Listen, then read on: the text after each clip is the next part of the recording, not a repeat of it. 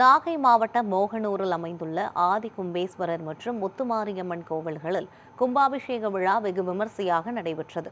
கும்பாபிஷேகத்தை முன்னிட்டு 4 கால யாக பூஜைகள் நடைபெற்ற நிலையில் யாகசாலை நிறைவு செய்து கடம்புறப்பாடு நடைபெற்றது.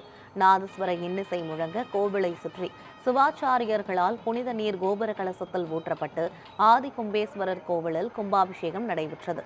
பின்னர் முத்துமாரியம்மன் கோவிலிலும் கும்பாபிஷேகம் சிறப்பாக நடைபெற்றது. சுற்றுவட்டார பகுதிகளிலிருந்து திரளான பக்தர்கள் கலந்து கொண்டு சுவாமி தரிசனம் செய்தனர்.